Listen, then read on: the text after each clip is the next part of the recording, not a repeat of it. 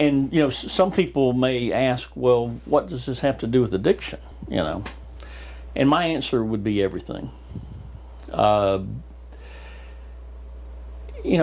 our podcast earlier, we spoke about the outside-in misunderstanding, the fertile soil that maybe leads to addiction.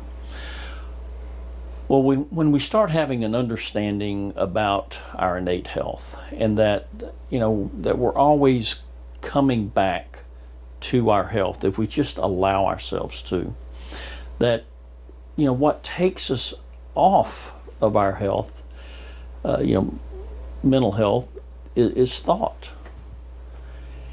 And when we start to have a really insightful understanding about really what's going on there, then all of a sudden things start to change for us. We start to realize that, whoa, wait a minute, yeah, this is an illusion, that things outside myself cannot create peace, contentment, and happiness, that it comes from within me, and that I have it. I've always had it. It's just been lost.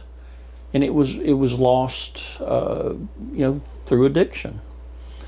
But even when a person is suffering with addiction, we still have moments of clarity that come, but then they quickly dissipate.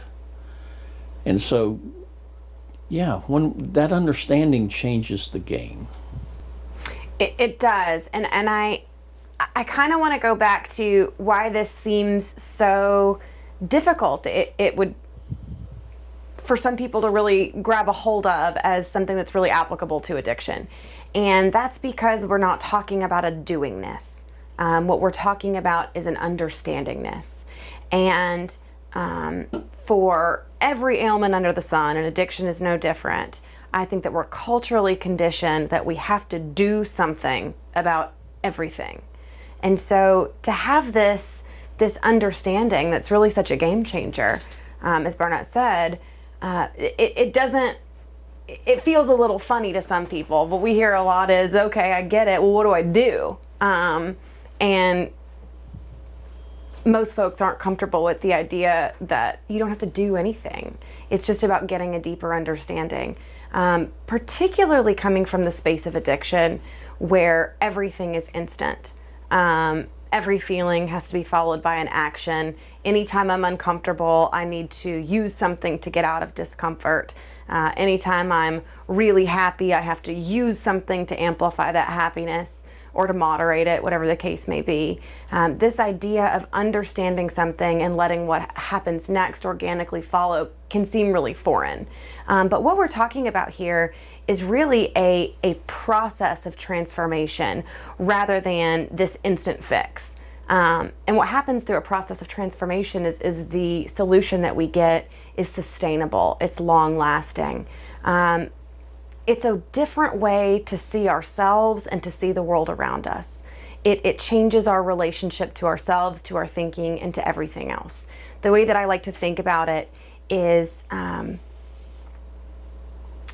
being in addiction, being completely caught up in that cycle and having this outside-in misunderstanding of life that we've spoken about is like laying face down in a gutter.